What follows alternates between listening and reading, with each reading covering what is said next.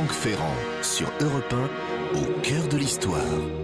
L'Empire en héritage, c'est le titre d'un roman signé Serge Hayat, roman dont le héros est le fils de Napoléon. Bonjour Franck. Bonjour Anissa, bonjour à tous. Ce fils de l'Aigle, qui avait d'ailleurs deux frères naturels, le comte Walewski et le comte Léon. Je dis ça pour préciser ce que je disais il y a quelques instants à Jean-Michel Apathy. Ce roi de Rome, qui devait devenir après la chute de l'Empire duc de Reichstadt, Edmond Rostand l'avait dénommé l'Aiglon. Eh bien, dans un roman qui appartient au genre peu fourni de l'histoire-fiction et qui est un genre très intéressant, Serge Hayat imagine, au prix d'un anachronisme poétique, évidemment, que le fils retrouve le père, que Franz s'échappe de son palais viennois pour rejoindre son père à Sainte-Hélène. Et c'est l'occasion d'une rencontre qu'on aurait tant aimé voir réellement entre Napoléon Ier et son fils. Belle occasion pour nous d'évoquer l'existence malheureuse de cette victime de l'histoire. Et tout à l'heure, à la fin de l'émission, Franck vous répondra à la question de Xavier sur les origines du vélo. Je trouve décidément cette rubrique de fin délicieusement surréaliste, vous avouerez. C'est vrai. Pour le moment, nous allons nous replonger dans une époque où le vélo n'existait pas, certes. Nous allons suivre les traces de Napoléon II, fils de Napoléon Ier.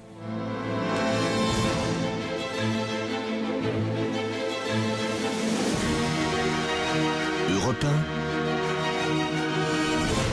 1, au cœur de l'histoire. Franck Ferrand.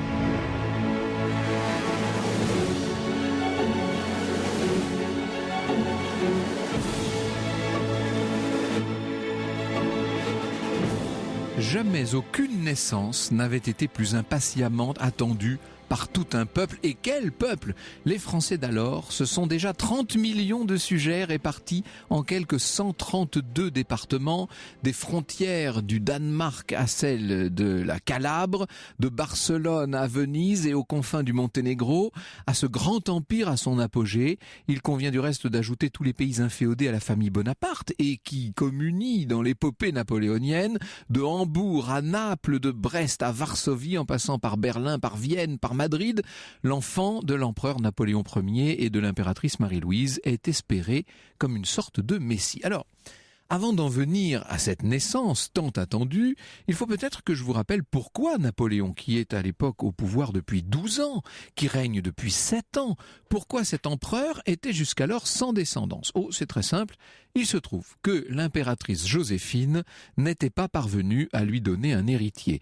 Et comme elle-même avait eu 2 enfants d'un premier mariage, vous savez, l'empereur avait conclu tout naturellement que cette stérilité venait de lui. Et il avait fini par s'y résigner jusqu'au jour où sa maîtresse polonaise, Marie Walewska, vient lui annoncer tout à coup qu'elle est enceinte de lui. Ah, mais là, ça change tout, se dit le conquérant, obsédé par l'idée de sa succession. Tout ça, c'était à l'automne 1809. Napoléon a dû à ce moment-là prendre une des décisions les plus douloureuses de sa vie, celle de répudier sa chère Joséphine, afin de pouvoir épouser en secondes noces une femme qui lui donnerait l'héritier nécessaire. Restait aussi à choisir parmi les princesses d'Europe. Laquelle ? L'ironie de l'histoire a voulu que le choix impérial se porte sur la petite nièce de l'infortunée Marie-Antoinette, sur la fille de l'empereur François d'Autriche, l'archiduchesse Marie-Louise. À compter de cette union, tout se passe comme Napoléon pouvait l'espérer, si bien qu'au début de l'été 1810, la France et l'Europe, j'allais dire le monde, apprennent que l'impératrice attend un heureux événement. C'est une nouvelle d'une importance capitale, car il s'agit d'un fils, probablement, et en tout cas si c'est un fils, ça va rendre possible ce qui apparaissait un peu comme une utopie, l'installation véritable en France de la dynastie des Napoléons. Si c'est une fille, il faudra recommencer, que voulez-vous. Cette naissance doit ancrer l'Empire dans le temps, elle transforme une création provisoire, elle transforme un état d'exception en une réalité tangible à long terme, une réalité inscrite dans la perspective des générations. Seulement, j'insiste, encore faut-il, pour tenir compte de la vieille tradition monarchique en France, encore faut-il que l'enfant soit un garçon. Curieusement, tout le monde paraît convaincu à l'époque qu'il s'agira bien d'un fils, à commencer par le couple impérial. On se dit qu'après le souverain de la guerre, Napoléon pourrait bien devenir à cette occasion le souverain de la paix. Et l'on décide que dès le berceau, le nouveau-né ceindra la couronne des États du Latium. Il sera fait roi de Rome. Le roi de Rome. Bien avant sa naissance, tout le monde s'habitue à ce titre. Vous imaginez la pression sur les épaules de la pauvre Marie-Louise. Elle doit passer ses journées à prier pour que son enfant ne soit pas une fille. En attendant, rien ne sera trop beau pour préparer cette naissance, avènement. Je peux vous dire que s'il y a de jeunes mamans qui nous écoutent, elles vont halluciner. Le trousseau du bébé se doit d'être 100 fois, qu'est-ce que je dis, 1000 fois ce qu'on a pu voir jadis pour les plus grands princes. Des 4 coins de l'Empire, 9 mois durant, des petites mains besogneuses s'ingénient, le jour, la nuit, à filer, tisser, coudre, broder, rebroder, d'or et d'argent, la plus fastueuse layette de tous les temps. Les langes, les bonnets, les bavoirs, tout est paré d'abeilles impériales, de couronnes impériales et de couronnes royales de Rome, bien entendu. Et cette fois, on ne compte pas les articles par douzaines, comme on avait l'habitude de le faire dans les familles royales, ni même par centaines, mais par douzaines de douzaines, vous imaginez, c'est incroyable. Les bonnes fées de tous les corps de métier vont se pencher sur le berceau du roi de Rome. Parlons-en de ce berceau. Prudhon va livrer un incroyable couffin d'apparat, chef-d'œuvre de nacre et de vermeil.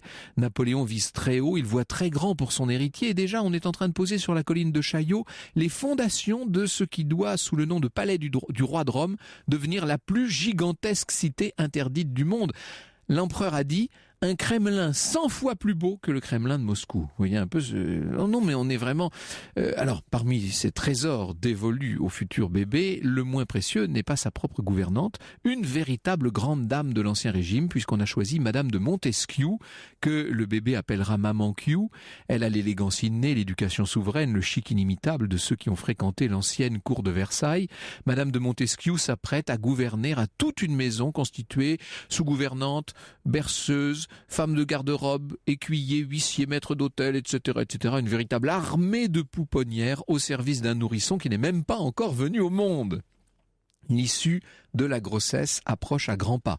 Le 19 mars 1811, l'impératrice commence à sentir les contractions, branle-bas de combat aux Tuileries, il n'est que 7 heures du soir. La nuit promet d'être longue, les dignitaires de l'Empire se préparent à tenir une veille, chacun retient son souffle, et alors évidemment il y en a qui sont plus anxieux que les autres. C'est notamment l'accoucheur attitré, le sieur Dubois, que l'étiquette impériale prive de l'assistance d'une sage-femme et qui ne peut même pas compter sur le soutien du célèbre médecin Corvisart. Pourquoi ?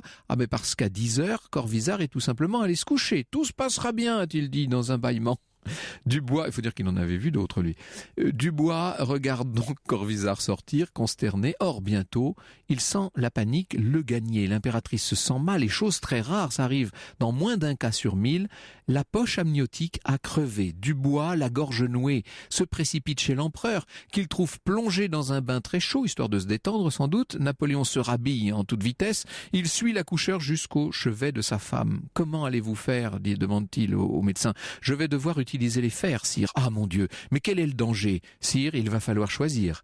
Ménager la mère ou l'enfant. La mère, c'est son droit, dit Napoléon. Avec la mère, j'aurai un autre enfant. » Je trouve que c'est ce qui s'appelle avoir l'esprit pratique.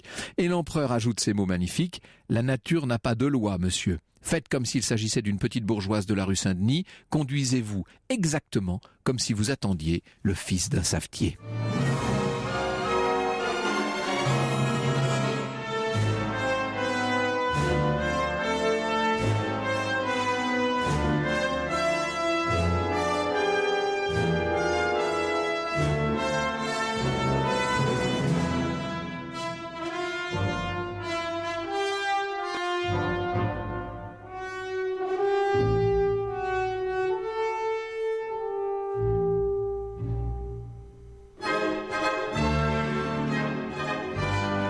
Extrait de L'Aiglon, l'opéra de Jacques Ibert et Arthur Honegger, d'après la pièce d'Edmond Rostand à l'instant sur Europe 1. L'Aiglon, c'était le surnom de Napoléon II.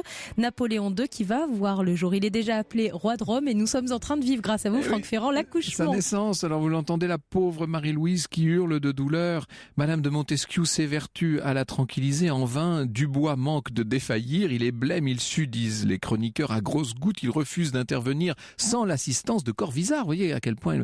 Et l'empereur se fâche. « En voilà assez du bois, dit-il. Je vous ordonne d'accoucher l'impératrice. » Sur quoi Napoléon se replie dans le petit cabinet de toilette attenant. Il est exsangue. L'enfant qui se présente par les pieds va naître au forceps. C'est ce qui s'appelle mal commencer dans la vie, le pauvre. Et quand l'empereur rentre au chevet de son épouse, son fils, car il s'agit bien d'un garçon, présente toute l'apparence d'un enfant mort-né. Certains vont même prétendre qu'on l'avait abandonné par terre sur un tas de couvertures. Vous imaginez, c'est quand même curieux pour cet enfant que l'Europe entière attendait. Alors on a réveillé Corvisart quand même. Il se présente, il baigne l'enfant, il le tapote doucement. Et là, le miracle va se produire avec énormément de retard. Le nouveau-né prend enfin sa respiration, épouse son premier vagissement. L'empereur en a le souffle coupé. Ça y est, Napoléon François-Joseph Charles, roi de Rome, héritier du plus puissant empire de la planète, est né. Ce roi de Rome est né à 8h du matin, ce mercredi 20 mars 1811. Mars, le dieu de la guerre, qui va marquer sa destinée.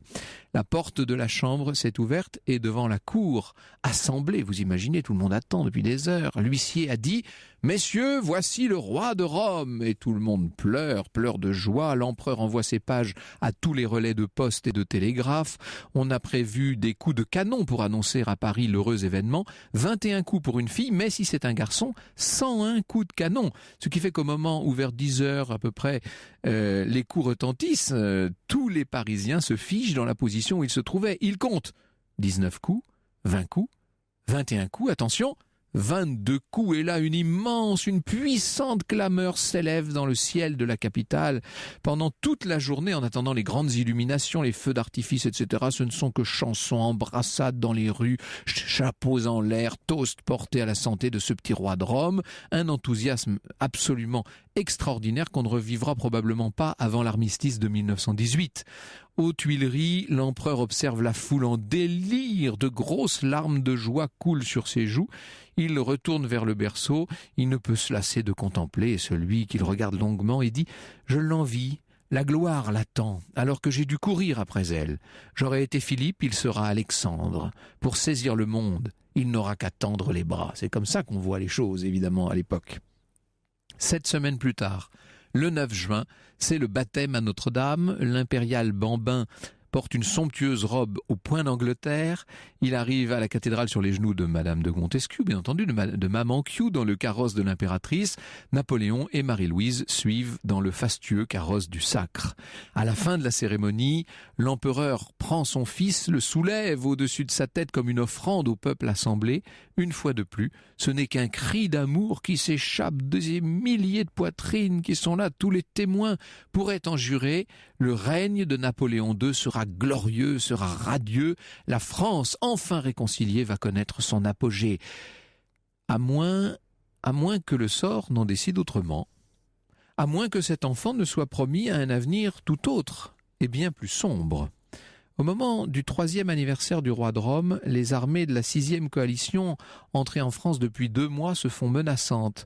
Les Autrichiens sont redevenus ennemis de la France, ce qui ne facilite pas la position de Marie-Louise, vous imaginez, elle est archiduchesse d'Autriche. Le 24 janvier, Napoléon a embrassé son fils pour la dernière fois. Il ne le reverra jamais. C'est ainsi le 29 mars 1814, toujours ce mois de mars. À 10h du matin, l'impératrice est contrainte de quitter les Tuileries avec son fils en toute hâte devant l'avancée ennemie. Elle va se réfugier à Rambouillet en attendant Blois et le chemin de l'exil. Le petit prince, qui est déjà très volontaire et qui parle parfaitement, le petit prince a trépigné, il a pleuré, il s'est accroché au meuble. « Je ne veux pas quitter ma maison, je veux revoir mon papa !» Ce sont des scènes déchirantes. Le convoi de l'impératrice en fuite traverse Versailles au grand galop. Cela représente une dizaine de voitures, dont le célèbre carrosse du Sacre, qu'on a cette fois rempli comme une espèce de voiture de déménagement. On a tout mis jusqu'au harnais de gala pour les chevaux. Vraiment, c'est une sortie de scène pitoyable, il faut bien le dire, sous les sifflets du public cette fois. L'immense, le colossal empire est en train de s'effondrer dans la poussière de ce triste cortège. L'empereur a renoncé au trône pour lui-même et pour son fils. Il prend le chemin de l'île d'Elbe. C'est à Vienne que se trouvent désormais Marie-Louise et son jeune fils, dont on nommait le premier prénom, évidemment, pour l'appeler désormais seulement François, on dit même Franz à Vienne. Et quand, le 7 mars, toujours mars 1815, Napoléon quitte son île et remonte jusqu'à Paris, jusqu'au trône pour un second règne de 100 jours, l'ancienne impératrice refuse de le rejoindre. Elle fait savoir au chef de la diplomatie autrichienne, au prince de Metternich, qu'elle place son fils, Franz, sous la protection des souverains alliés contre Napoléon. On en profite pour renvoyer Maman Q dans son pays. Pour le tout jeune prince, le chemin de croix vient de commencer. Oh qu'il va être long ce chemin, oh qu'il va être pénible. Il faut imaginer le petit prince, il est encore un bébé, enfin pas un bébé mais un tout petit garçon, et il s'endort sur le grand oreiller qui a été brodé à ses armes. Et savez-vous de quoi il est constitué cet oreiller? Il est constitué de moustaches, figurez-vous, des moustaches des anciens grognards de la grande armée qui le jour de sa naissance avaient tous coupé leurs moustaches et les avaient envoyés aux Tuileries pour faire l'oreiller du roi de Rome. Vous imaginez ça? Qu'est-ce qu'il va devenir maintenant, ce petit bonhomme déraciné, dépossédé de tout, et devant qui on ne prononcera jamais plus le nom de son père? Ce qu'il va devenir, d'après vous, un prince germanique, pardi. Après Waterloo et le second exil de l'empereur, à Sainte-Hélène, bien sûr, tout espoir est perdu pour l'étonnant de l'Empire. Le petit Franz, le fils de Marie-Louise, duchesse de Parme, apprend à ne plus parler qu'en allemand. Il devient duc héritier de Parme, et même cela c'est encore trop, puisque le 10 juin 1817, il a seulement 6 ans, Metternich est parvenu à l'écarter de ses droits de possession au duché, ce qui veut dire qu'il reçoit en échange le duché de Reichstadt en Bohême. Alors là, c'est vraiment une compensation dérisoire. Sa Majesté, le roi Napoléon de Rome, est devenu son Altesse Sérénissime, le duc Franz de Reichstadt, petit-fils de l'empereur d'Autriche, et venant à ce titre derrière, je dis bien derrière, les archiducs viennois. Grandeur et décadence. La vie et le parcours de Napoléon II, le fils de Napoléon. On en parle jusqu'à 15h sur Europe 1. Franck Ferrand vous propose de réagir à cette émission. Vous pouvez poser toutes vos questions à Franck et son invité. Rendez-vous sur les réseaux sociaux, Twitter avec le hashtag ACDH ou la page Facebook Au cœur de l'histoire. Franck Ferrand revient dans un instant. Europe 1, au cœur de l'histoire. Franck Ferrand, 14h, 15h sur Europe 1. Et cet après-midi, Franck Ferrand, vous nous emmenez sur les traces de Napoléon II, qui était roi de Rome avant sa naissance et qui est devenu maintenant son Altesse Sérénissime, le duc Franz de Reichstadt. Eh oui, il grandit d'ailleurs ce petit duc. On ne peut plus l'appeler bientôt petit duc, puisque à 15 ans, il mesure 1,90 m. En 1828, son empereur de grand-père, François d'Autriche, très intéressant souverain du reste, mais nous en dirons peut-être un mot tout à l'heure de François d'Autriche, qui était magnifiquement décrit dans le roman. L'empereur d'Autriche le nomme donc capitaine du régiment des chasseurs tyroliens, sauf qu'entre-temps, Franz a retrouvé le petit Napoléon qui sommeillait en lui, si je puis dire, dans un coin de sa mémoire. Il a obtenu l'autorisation de fréquenter les rayons peuplés de fantômes de la grande bibliothèque impériale de Vienne. Et de lui-même, il s'est dirigé vers les ouvrages relatant l'épopée napoléonienne. Alors on a beau lui inculquer, je cite, je cite, le souverain usurpateur du trône de France, monsieur de Buonaparte, avait un cœur inaccessible. Lui ne s'est pas détourné de son père. Bien au contraire, il cherche constamment à en savoir davantage. Il réapprend le français tout seul dans les lettres de Madame de Sévigné, s'il vous plaît. Il dévore les mémoires et les souvenirs de tous ceux qui ont écrit sur l'Empire. Il finit par tomber sur le fameux mémorial de Sainte-Hélène et sur les très belles pages où l'empereur déchu s'adresse à son fils quand il aura 16 ans. Il les a maintenant, ces 16 ans, et c'est le plus beau, le plus charmant, c'est le plus attachant des princes autrichiens. Il faut l'imaginer donc très grand, je vous l'ai dit, très blond, très noble, un visage d'archange, un port de souverain. Il monte admirablement à cheval, il valse avec une grâce incomparable. Il est si séduisant que toutes les jeunes filles de Vienne, évidemment, se bousculent sur son passage ou sur le passage de sa voiture au Prater, et que ses propres soldats, quand il les passe en revue, oublient la discipline autrichienne, qui pourtant est une discipline très stricte, et l'acclament de bon cœur à longueur de parade. Or, au fond de lui, Franz sait très bien maintenant de qui il est le fils, et son nom le hante. Seulement voilà, quand on est seul, en terre hostile, dépossédé de sa propre identité, comment voulez-vous qu'on s'y prenne? Ah, il y aurait bien une façon. Est-ce qu'il va oser s'enfuir? Est-ce qu'il va oser rentrer au pays natal? Osera-t-il se montrer le fils non seulement de Napoléon, mais bien de Bonaparte? Voilà la vraie question, ce qu'on a tendance à oublier peut-être. Concernant Napoléon II, ancien roi de Rome, devenu duc de Reichstadt, c'est que pendant plusieurs années, la perspective de son retour sur le trône a été considérée de façon tout à fait sérieuse. L'empereur François II lui-même envisageait l'hypothèse de confier une couronne régnante à son petit-fils, bien sûr pas la couronne de France, mais il gardait en quelque sorte Franz dans sa manche, un peu comme un joker, si vous voulez. Or, en France même, nombreux sont ceux qui à l'époque se rappellent cette filiation et se montrent fidèles à Napoléon II.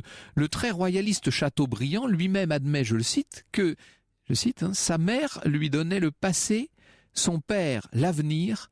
Toute la France était encore remplie de générations qui, en reconnaissant Napoléon II, n'auraient fait que revenir à la foi qu'ils avaient jurée à Napoléon Ier. L'armée eût reçu avec orgueil le descendant des victoires. Ce style de Chateaubriand extraordinaire. Alors, il faut que je vous précise qu'en 1815, au moment de la seconde abdication, Napoléon n'a renoncé au trône qu'en faveur de son fils et que, sur un plan institutionnel, les choses en sont restées là. Ce qui veut dire que, pour toute une grosse frange de bonapartistes français, le souverain légitime demeure en pleine restauration des Bourbons, le jeune Napoléon II.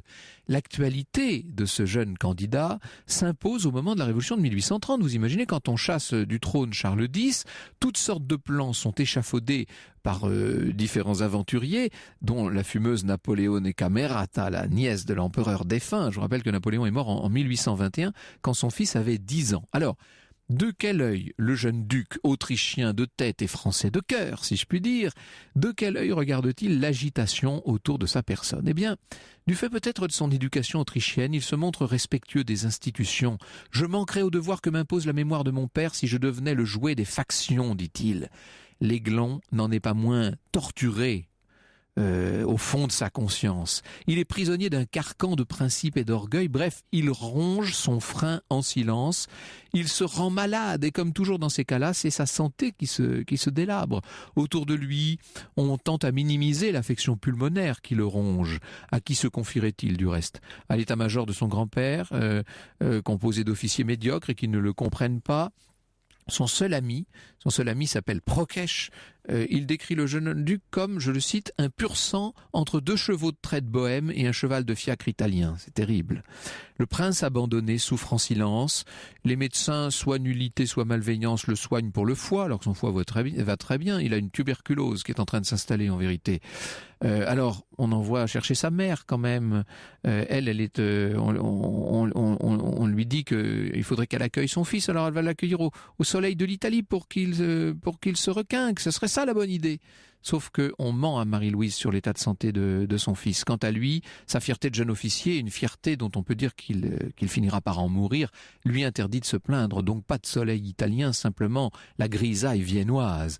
Le 18 mars, décidément toujours ce mois de mars, alors qu'il relève d'une longue convalescence, le duc de Reichstadt fait une sortie à cheval par temps froid et humide. On le voit au Prater dans la soirée, en voiture découverte. Une roue de la voiture se détache sur le chemin du retour. Il doit faire à pied un long trajet et là, il va rechuter. Les médecins le considèrent comme perdu dès le 15 avril. Alors là, quand même, on prévient sa mère en Italie. Et Marie-Louise, qui s'est remariée avant de redevenir veuve et qui maintenant est enceinte d'on ne sait trop qui, pour tout vous dire, Marie-Louise n'est pas vraiment libre de ses mouvements. Son fils est déjà presque agonisant. On ne comprend pas bien ce qu'elle attend pour venir le serrer dans ses bras, le pauvre. Quand enfin, Madame, comment est-ce qu'on va l'appeler avec son nouveau titre, la duchesse de Parme, entre dans la chambre de son fils le dimanche 24 juin. Il est en train de mourir. Il fait de gros efforts pour se lever. Il tombe dans les bras de sa mère en hoquetant de sanglots. Quelle vie, me direz-vous, quelle fin, les voilà maintenant qui pleurent. Dans les bras l'un de l'autre. François ou Napoléon, si vous le préférez, va mourir le 22 juillet à 5 heures du matin en étouffant dans ses mains, sans s'en rendre compte, une petite grive qu'il avait apprivoisée et qui est encore empaillée aujourd'hui dans la chambre où est mort le duc de Reichstadt à Vienne. Alors, il y a une esquisse au crayon de Johann Hender qui nous montre la belle figure apaisée du jeune prince sur son lit de mort, le nez busqué, qui en rappelle un autre, n'est-ce pas? Le front bombé, qui fut celui du grand empereur, s'harmonise avec ses cheveux cendrés et bouclés, ses grands cils, cette bouche bien dessinée qui appartiennent plutôt aux Habsbourg, les maigres favoris qui soulignent La mâchoire, le foulard noué autour du cou appartiennent évidemment à l'époque romantique, comme le destin même de ce prince, promis aux plus glorieuses actions et condamné à la plus totale inaction. Voilà la drôle d'homélie funèbre que la mort dramatique du jeune homme arrache en privé à son grand-père, l'empereur d'Autriche. « Il a bien fait de mourir », dit le grand-père. Sa position en Europe était trop difficile. Il n'aurait pu s'y faire une bonne place sans tout déranger. Sa vie aurait été un danger pour vous autres. Sa mort n'a été un malheur pour personne, à l'exception de moi-même, dit-il quand même. Entre nous, c'est vite dit, ce roi virtuel, cet empereur de papier, avait su en réalité régner sur les cœurs. Et c'est peu dire qu'il aura été pleuré par tous ceux qui le connaissaient et donc qui l'aimaient. On imagine en particulier le chagrin de sa grand-mère paternelle, la pauvre Laetitia Bonaparte, réfugiée depuis longtemps à Rome et qui va recevoir, en ce mois de juillet 1832, une lettre manuscrite de son ancienne belle-fille Marie-Louise adressée à Madame Mère, en annonçant le décès de Napoléon II. Cette vieille femme, elle a 82 ans, a vu l'ascension de ses fils, elle s'est effrayée d'une fortune unique dans l'histoire. Tous ces gens étaient devenus des rois, des empereurs, et aujourd'hui, elle apprend que le seul descendant direct de son génie de fils vient de mourir, avant même d'avoir pu fêter ses 22 ans. Bonjour Serge Hayat, merci beaucoup d'être avec nous. Alors nous allons reprendre, bien entendu, revivre la terrible épopée de l'Aiglon. Et puis, grâce à vous, nous allons vivre peut-être une autre version de l'histoire. Europe 1, au cœur de l'histoire. Franck Ferrand, 14h, 15h sur Europe 1. Et aujourd'hui, avec vous, Franck Ferrand, nous avons revécu la courte vie, malheureusement, de Napoléon II, surnommé l'Aiglon. Et vous recevez pour en parler aujourd'hui Serge Hayat, auteur de L'Empire en héritage, paru chez Alary Éditions en septembre dernier. Et nos auditeurs sont très intéressés visiblement par le destin de l'Aiglon. C'est Xavier notamment qui nous demande via Twitter pourquoi Hitler a fait rapatrier le corps de l'Aiglon aux Invalides. C'est vrai qu'à la fin de 1940, Hitler, sur les conseils d'Otto Abetz, c'est Otto Abetz qui a eu cette idée au départ, a fait retirer le corps du duc de Reichstadt de la crypte des Capucins à Vienne pour le rendre solennellement à la France. Vous savez ce que disaient les Parisiens, parce que c'était une époque où il faisait extrêmement froid et où on avait été obligé de livrer davantage encore de charbon que d'habitude aux Allemands. Et les Parisiens disaient: les Allemands nous prennent le charbon, ils nous rendent les cendres. Le 15 décembre donc de cette sombre année 40, en pleine nuit, dans une capitale couverte de neige et rendue déserte par le couvre-feu, la dépouille de l'Aiglon rejoignait celle de l'Aigle, si l'on peut dire, sous la coupole des Invalides. Et l'on peut dire, la cérémonie a été discrète, et entre parenthèses, ça n'est pas un très grand moment de l'histoire de France, cette affaire. Il a même raté son rapatriement, le pauvre Aiglon. Et c'est en voyant sa tombe aux Invalides que vous avez eu, si je puis dire, la révélation en ce qui vous concerne, Serge Hayat. Oui, exactement. En fait, moi, je suis assez fasciné par le personnage de Napoléon et par ce destin exceptionnel. Et comme beaucoup de gens, en me rendant aux Invalides, j'ai visité les petites cryptes qui sont alentour. Et effectivement, Napoléon II y a été enterré 100 ans jour pour jour. Et pour répondre à votre auditeur, en fait, Hitler était lui aussi un grand admirateur de Napoléon. Et il voulait attirer le maréchal Pétain dans les environs de Paris. Exactement, parce qu'il avait absolument besoin qu'une certaine entrevue ait lieu. Et en fait, tout ce dispositif a complètement raté. Toujours est-il qu'aujourd'hui... Pétain n'a pas fait le voyage, en fait. Pétain n'a pas fait le voyage. Et toujours est-il qu'aujourd'hui, quand vous vous retrouvez dans une de ces petites cryptes, autour de cet énorme tombeau de Napoléon Ier, vous avez une pierre tombale toute simple. Tombeau de Visconti en pseudo-porphyre, qui est une espèce de gigantesque monument à lui tout seul, en fait. Énorme, énorme. Et juste à côté, dans cette toute petite crypte. Dans la rotonde basse, oui. Dans la rotonde basse, vous avez une pierre tombale toute simple. C'est écrit Napoléon II, roi de Rome. Et alors, au-dessus, vous avez une statue, donc vous levez les yeux pour voir à quoi ressemblait cet Aiglon. Sauf que c'est pas du tout l'Aiglon qui est représenté en statue. Incroyable. C'est une énorme statue de Napoléon Ier en empereur romain qui marche presque sur la tombe de son fils. C'est incroyable. Même mort, l'Aiglon est dominé par son père. Même mort, le roi de Rome est dominé par l'empereur des Romains, si j'ose dire. Il y avait vraiment, en tout cas celui des Français, il y avait vraiment une prédestination terrible chez cet enfant. J'ai fait exprès de perdre un peu de temps là-dessus parce que ça me paraissait étonnant. J'ai raconté à quel point les espoirs de tout un empire ont pu accompagner la grossesse de l'impératrice Marie-Louise et la naissance de ce petit roi de Rome. Ça a été une fête quasiment sans exemples dans l'histoire de France. Et puis, moins de 4 ans plus tard, patatras, tout s'effondre, c'est la fin, c'est l'exil, et on a l'impression que ça ne reprendra plus jamais. La vie de cet enfant, puis de cet adolescent, se fera dans une sorte d'oubli, d'exil, d'ostracisme même d'une certaine manière. Vous avez raison, et ça commence même beaucoup plus tôt que ça. Vous l'avez rappelé tout à l'heure, quand il naît, l'Aiglon, on l'oublie sur le parquet, c'est Corvisart qui va le ranimer, ce qui est juste incroyable alors qu'on l'attend à ce point. Mais très vite en fait, malgré les fêtes que vous avez mentionnées en 1811 où il y a eu une semaine de réjouissance, en fait l'année 1811, notamment la deuxième moitié de l'année 1811, a connu une météo complètement cataclysmique, les récoltes ont été totalement détruites et va arriver une période de crise économique et de troubles sociaux extrêmement forte à la fin de 1811 et au début de 1812 qui fait qu'on va complètement oublier cet Aiglon. Pire, en 1812, Napoléon, il mène la campagne de Russie. Bien sûr, oui. Et là, en France, il va y avoir une tentative de coup d'État. Le général Mallet va essayer de prendre le pouvoir. Il faut dire que ce général Mallet vivait quand même dans un asile psychiatrique, ce qui n'est pas triste. Et absolument. Depuis cet asile, avec des compagnons de captivité, donc qui étaient des gens tous plus ou moins un petit peu fêlés quand même, il va réussir pendant très peu de temps, pendant quelques heures, mais quand même il arrive à renverser le gouvernement de Paris. Il est au bord du coup d'État. Il est au bord du coup d'État, et en fait, le coup d'État va être évité de justesse. Oui. Mais surtout, ce qui est très intéressant, c'est que d'habitude, quand on annonce la mort du roi, et là on annonçait la mort de Napoléon Ier, normalement, tout le monde aurait dû crier « Napoléon Ier est mort, vive Napoléon II », selon la formule consacrée. Eh bien, pas du tout. Et c'est Frochot qui, au retour de Napoléon, qui était très en colère, Napoléon revient très vite, et il est très en colère, et c'est Frochot qui, au retour de Napoléon, aura cette phrase terrible en disant « Ce diable de roi de Rome, c'est vrai qu'on n'y pense jamais ». C'est terrible. Et donc c'est vraiment terrible. Et en avril 1814, il est vrai que Napoléon pense à abdiquer en faveur de son fils sans beaucoup insister puisqu'il l'abandonne en 48 heures. Mais en 1815, vous l'avez rappelé, oui. Là à ce moment-là c'est différent. Mais ce n'est pas Napoléon qui a l'idée d'abdiquer en faveur de son fils.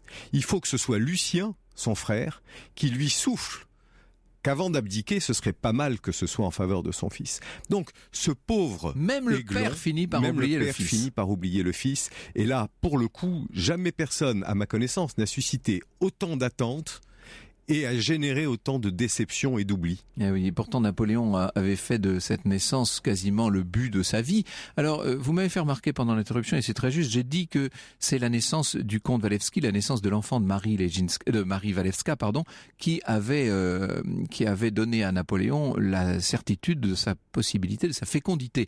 Mais en vérité, il y avait déjà eu une première expérience, de 2 ans et demi plus tôt, il faut le dire, avec la naissance d'un petit Léon. Voilà, exactement. C'est-à-dire que Napoléon, vous savez que Napoléon était un grand coureur, et en fait, auprès de sa sœur Caroline un jour, il avise sa lectrice, Éléonore de la Plagne, il finit par l'attirer dans son lit et elle va tomber enceinte justement d'un petit Léon, la moitié de Napoléon, dont on pourra reparler plus tard si vous voulez. Mais donc dès 1806, on sait que Napoléon n'est pas stérile. Et c'est là qu'il va commencer... il en a la forte intuition et qui va être confirmée par la naissance ensuite du comte Walewski. Et là, il faut vraiment passer aux grandes décisions. Et ça va être donc la répudiation de l'impératrice Joséphine, le mariage avec l'archiduchesse Marie-Louise, la naissance de ce petit roi de Rome, un seul enfant, mais qui est un petit garçon bien portant, qui aurait dû devenir normalement Napoléon II.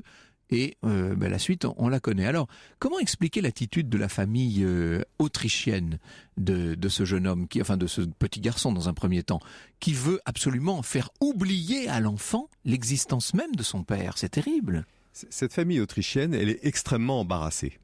Et en avril 1814, quand il y a la première abdication, ils hésitent beaucoup.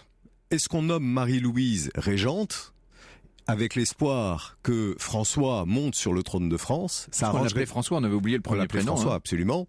Et ça arrangerait bien les affaires des Autrichiens. Sauf que il y a 2 choses qu'il faut avoir en tête. D'abord, ça n'aurait jamais pu arriver parce que l'Autriche avait cruellement besoin de l'Angleterre et de la Russie, et que ni l'Angleterre ni la Russie n'étaient prêts à laisser le trône de France, ou quelque trône que ce soit d'ailleurs, au fils de Napoléon, tellement tout le monde était terrifié par Napoléon et par procuration terrifié de son fils. Il y a une deuxième raison qu'il faut bien comprendre, c'est que chez les Habsbourg, tout n'est pas que politique. La raison d'État et la noblesse du sang font beaucoup. Napoléon n'est qu'un parvenu, à leurs yeux. Quels que soient ses mérites, quelles que soient ses victoires. C'est un général. C'est un général. Et donc, quand contraint et forcé, François Ier d'Autriche, qui était auparavant François II, mais qui sur un empire extrêmement rétréci devient François Ier d'Autriche uniquement. Il devient empereur d'Autriche. Il devient empereur d'Autriche. Il donne sa fille à Napoléon Ier, qui est son pire ennemi, qui est un parvenu de surcroît. Donc c'est une humiliation très forte. Quel est le plus grand symbole de cette humiliation ? La naissance de cet enfant. C'est bien sûr la naissance de cet enfant. Et cette tâche, ils n'arriveront jamais à l'effacer. Et pourtant, on dit que l'empereur François II, François Ier, comme vous voudrez, on va l'appeler François Ier d'Autriche, on dit que cet empereur aimait sincèrement et tendrement son petit-fils, malgré tout. C'est un terrible paradoxe, en fait. C'est un très grand paradoxe. Et effectivement, moi, dans mon roman, je le décris tel qu'il était, c'est-à-dire vraiment aimant de cet enfant. Mais en Autriche, chez les Habsbourg, la raison d'État prime tout. Pour François Ier d'Autriche, la raison d'État prime devant sa fille, devant son petit-fils. Et d'ailleurs, toutes les archiduchesses autrichiennes, ce sont en fait des élevages de femmes. C'est horrible à dire comme ça, mais ce sont des élevages. Oui, puisque le principe même de la stratégie des Habsbourg, c'est de régner par le mariage. Exactement. Donc on veut avoir beaucoup de princesses à marier, enfin d'archiduchesses comme on les appelle là-bas. Exactement. Voilà. Et du coup, François Ier d'Autriche aime beaucoup son petit-fils, mais néanmoins, il se réfugie derrière la raison d'État. Et surtout, il faut bien le dire, ce n'est pas le vrai maître de l'Autriche. Puisque le vrai maître de l'Autriche, c'est Metternich. Et voilà. Et là, Metternich, lui, ne veut même pas en entendre parler. Est-ce que Metternich n'aurait pas, par ailleurs, des rapports avec le gouvernement français de Louis XVIII, qui voit Napoléon, bien sûr, mais d'une façon plus générale, tous ceux qui pourraient se réclamer de la flamme impériale, comme ses principaux ennemis? Est-ce que la France n'a pas un peu forcé la main de l'Autriche dans cette histoire? C'est pas sûr qu'elle ait forcé la main de l'Autriche, mais effectivement, vous avez raison, dans ce sens que Metternich a été formé par le plus grand maître du machiavélisme que l'on n'ait jamais connu, le voit venir. Qui est Talleyrand. Et Talleyrand, donc Metternich a fait ses classes chez Talleyrand, et donc Metternich est totalement rompu à un machiavélisme total, et il ne poursuit que son but principal au profit de l'Autriche, toujours au profit de l'Autriche, bien sûr. Alors, quand Napoléon vient à mourir, en mai 1821, son fils n'a que 10 ans. Lui, évidemment, avait, et on va y venir dans un instant, une sorte de passion pour cet enfant qui était loin et dont il espérait qu'un jour il reprendrait le flambeau, sans mauvais jeu de mots. Évidemment, Napoléon meurt avant que son fils ne soit adolescent, mais pour imaginer la rencontre du père et du fils et pour la rendre intéressante, vous avez, et ça c'est toute la licence du poète et du romancier, vous avez imaginé que, qu'on peut contracter un peu le temps, que l'Aiglon aurait pu avoir 15-16 ans, aurait pu s'enfuir d'Autriche, aurait pu aller rencontrer son père à Sainte-Hélène, et vous avez raconté cette rencontre. Nous y venons dans un instant. Europe 1, au cœur de l'histoire. Franck Ferrand, 14h, 15h sur Europe 1.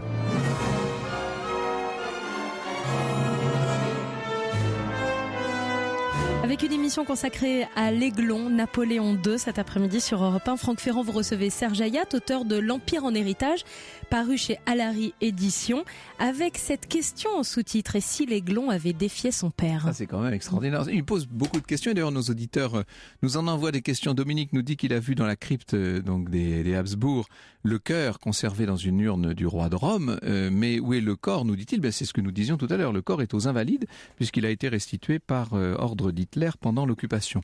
Et puis c'est Brigitte qui nous dit, puisque vous allez évoquer le destin de l'Aiglon, une rumeur dit qu'il aurait été aimé de l'archiduchesse Sophie, l'archiduchesse autrichienne, pendant son séjour viennois, et que l'un de ses fils, Maximilien je crois, nous dit Brigitte, aurait comme père l'Aiglon justement. Qu'est-ce qu'on peut penser de ça, Serge Hayat? En tant que romancier, j'aimerais tant que ce soit vrai. Mais vous avez déjà inventé assez de choses comme ça.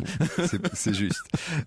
En réalité, l'archiduchesse Sophie, c'est la tante de l'Aiglon. Elle a 6 ans de plus que lui, donc ils sont très proches. Ce sera la mère de François-Joseph, bien sûr. Ce sera la mère de François-Joseph. Et c'est elle, en fait, à défaut de mère, puisque Marie-Louise est uniformément absente de la vie de l'Aiglon, c'est l'archiduchesse Sophie qui va être très proche de François sur les derniers mois de sa vie. Voilà. À ma connaissance, et si l'on écoute Prokesh notamment, que vous mentionniez tout à l'heure, qui était le grand confident de l'Aiglon, il est probable que François n'ait jamais eu de relation intime avec le sexe opposé, ou le même sexe d'ailleurs. Et c'est curieux parce qu'il avait quand même beaucoup de jeunes filles qui ne rêvaient que de ça, parce qu'il était très beau, il faut le dire. Ah, c'est le type même du héros romantique, un peu velléitaire, grand, blond, cheveux au vent, tout le contraire de son père. Oui, incroyable. D'ailleurs, il ressemblait de ce point de vue beaucoup plus à sa mère, Marie-Louise, évidemment. Mais il avait quelque chose de son père, c'était cette espèce de nervosité qui, dans le cas présent, s'est retournée contre lui et l'a rongé de l'intérieur d'une certaine manière. Il aurait pu sans doute faire de grandes choses. Il avait quand même une sorte de vigueur, néanmoins, assez martiale du reste. Alors, je suis pas sûr de partager cet avis, en fait. Parce que... Vous pensez que c'est la légende romantique, ça? Je pense que c'est un peu la légende romantique, parce que si on essaye de comparer un peu le père et le fils, on se rend compte que, effectivement, tous les deux ont une notion très haute de la grandeur, ils détestent tous les deux la médiocrité, tous les deux sont des rêveurs, parce que Napoléon est aussi un rêveur. Sauf que, à la différence de son fils, Napoléon exécute ses rêves. Et l'un est extrêmement pragmatique, c'est Napoléon qui n'hésite pas à flirter avec les lignes. Napoléon, il s'est corrompu avec le Directoire, il a été le boucher du parti. Oui, c'est un homme politique, disons les choses, oui. Oui, exactement, c'est-à-dire que la fin justifie les moyens pour Napoléon. Oui. Alors que Napoléon II, et vous le disiez tout à l'heure, on se demandait est-ce qu'il aurait pu revenir, est-ce qu'il aurait pu faire quelque chose? Probablement que Napoléon II n'aurait jamais pu revenir sur le trône de France, pour plein de raisons. D'abord parce que les Autrichiens et les puissances alliées ne l'auraient pas laissé faire. Ensuite parce que en France, vous rappeliez que on attendait, il y a eu la publication du mémorial et il y avait des bonapartistes qui essayaient de faire renaître la légende napoléonienne, sauf que ils étaient sans vision, totalement désorganisés, c'était des groupuscules. En réalité, rien n'attendait en termes de structure, rien n'attendait vraiment Napoléon II. Mais surtout la raison principale, c'est le côté idéaliste de François, parce qu'il y a eu plusieurs tentatives. Encore une fois, pour ceux qui nous rejoindraient, on appelle François parce que c'était son deuxième prénom et c'était son prénom usuel. On l'appelait François. On l'appelait Franz même. Oui. Franz à Vienne. Exactement. Et en fait, il y a eu des tentatives d'évasion. Vous rappeliez la Camerata. La Camerata, en fait, c'est la cousine de François. C'est la fille d'Élisa Bonaparte. Et elle s'appelle Napoléon, ce qui est quand même incroyable. C'est un garçon manqué. Et elle va tout faire pour faire évader François. Elle lui envoie des lettres enflammées. C'est un personnage formidable qui inspire ma Giulietta dans mon roman. Et elle va tout faire pour le faire évader. Et une des lettres va finir par tomber entre les mains de François. Que va faire François? François, c'est un idéaliste, notre Aiglon. Il va commencer à réfléchir, il va se dire mais est-ce que je vais être plébiscité en France? Est-ce qu'il va y avoir un référendum? Moi je ne veux pas faire de coups d'État, il se pose plein de questions. Et puis surtout, qu'est-ce qu'il va faire? Il va aller demander à Metternich ce qu'il en pense. Ce qui est juste incroyable quand on y réfléchit. Aller se jeter dans la gueule du loup d'une certaine manière. Alors nous allons voir dans un instant ses rapports avec son père, les vrais et ceux que vous imaginez. Avant ça, les rapports avec la mère, c'est assez terrible. Alors on a beaucoup accablé cette pauvre impératrice Marie-Louise. Il faut dire qu'elle n'a pas eu de chance dans sa vie à bien des égards. Mais enfin, est-ce qu'elle a été une bonne mère quand même? Elle est là au moment où il meurt, mais on aurait aimé qu'elle soit là un peu plus tôt quand même, non? Alors, elle n'a jamais été vraiment là. Même quand l'Aiglon est né, ça n'a pas été une mère aimante. Vous avez tout à l'heure rappelé le fait que sa nounou, on l'appelait Maman Q. C'était bien une mère de substitution. C'était la vraie mère en fait. C'était la vraie mère. Et elle n'a jamais été une vraie mère. Elle a des circonstances atténuantes. D'abord parce qu'on l'a jetée dans les pattes de Napoléon. Ensuite parce qu'il faut bien voir qu'en avril 1814, elle est totalement abandonnée par Napoléon, Marie-Louise. Et elle apprend en même temps, un peu plus tard, quand Napoléon sera sur l'île d'Elbe, elle apprend que Marie Walewska a été rejoindre Napoléon sur l'île d'Elbe. Donc elle est folle de rage. Et quand elle rentre à Vienne, elle est très humiliée. En fait, elle s'est compromise avec l'ogre corse. Elle a 23 ans. Et sa vie est derrière elle. Oui. Et donc il faut qu'elle refasse sa vie. Et donc elle reprend tout à zéro d'une certaine manière. Tout à zéro. Et cet enfant est là qui lui rappelle son passé justement. Et elle n'en veut pas. Et donc du coup c'est pour ça qu'elle part à Parme avec le comte Neipperg. Elle aura même 2 enfants.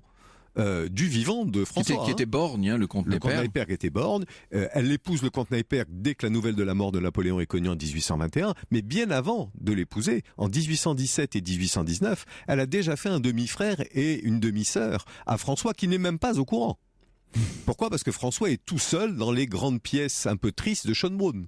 Ouais, c'est quand même terrible. Quel destin, vraiment terrible. Alors, il va mourir certes dans les bras de sa mère, mais sans avoir été vraiment aimé ni soutenu par cette mère.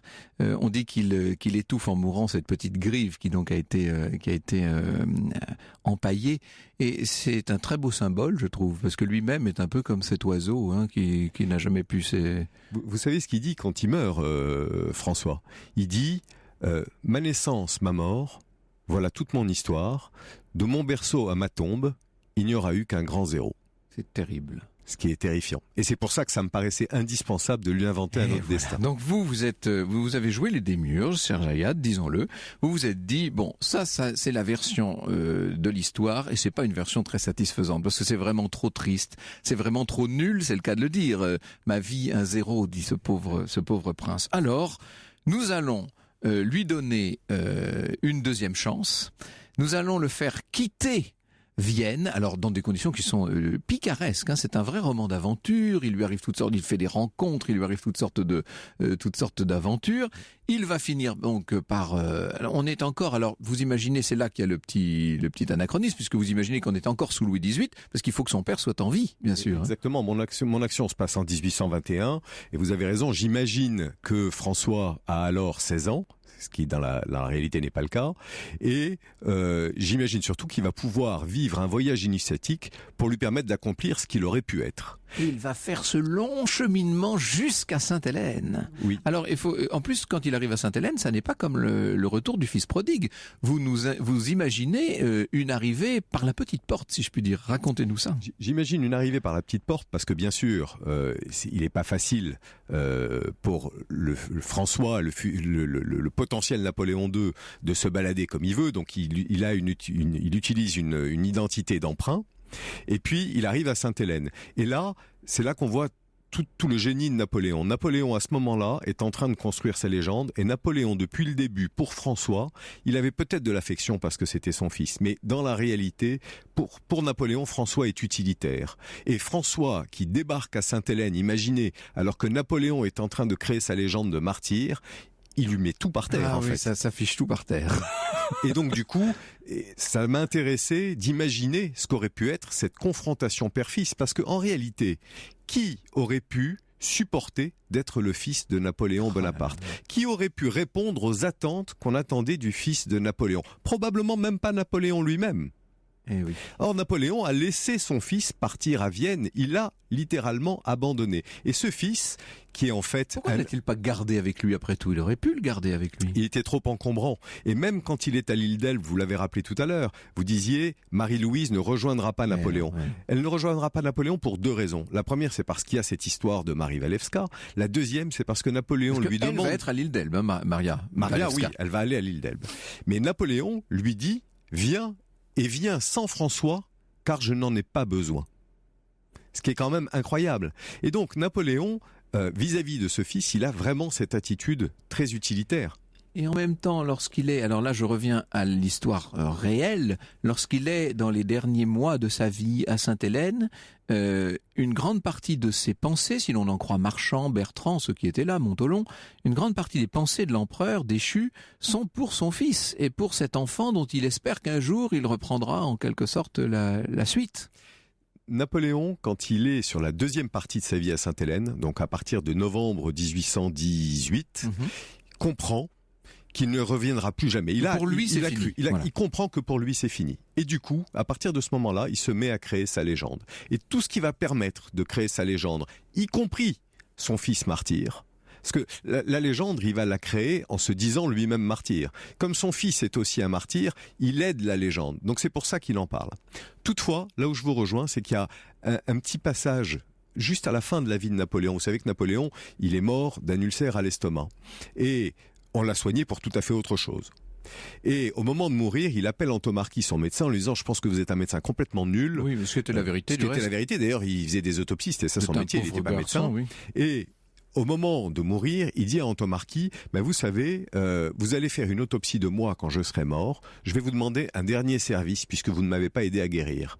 Vous allez faire mon autopsie et si j'ai vraiment un ulcère à l'estomac, qui est ce dont mon père est mort également, je vous demande d'aller tout de suite à Vienne prévenir mon fils qu'il risque de mourir de la même chose et qu'il faut qu'il se soigne. » Et je crois que c'est quasiment le seul mot tendre, vraiment sincère, que Napoléon a vraiment prononcé à l'égard de son fils. Ah, difficile de ne pas avoir toujours un peu les larmes aux yeux quand on parle de ce diable droit de Rome, comme disait Frochot. Serge Hayat, l'Empire en héritage, et si l'Aiglon avait défié son père, mais c'est même pas et si, c'est que vous l'imaginez, vous le racontez, je ne dis pas comment ça finit, bien entendu. Votre roman est publié, Serge Hayat, aux éditions Alary. Merci beaucoup. Merci. Et dans un instant sur Europe 1, Franck Ferrand vous dévoile les origines du vélo. Restez avec nous. Europe 1, au cœur de l'histoire. Europe 1, au cœur de l'histoire. Retour aux origines. Alors c'est une question de Xavier pour vous aujourd'hui, Franck Ferrand, une question qu'il a posée sur le site europe1.fr. Il désire connaître les origines du vélo. Le vélo.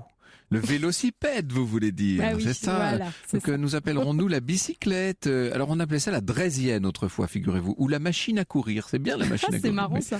La draisienne venait du nom de son inventeur, le baron allemand Karl Drais von Sauerbrunn.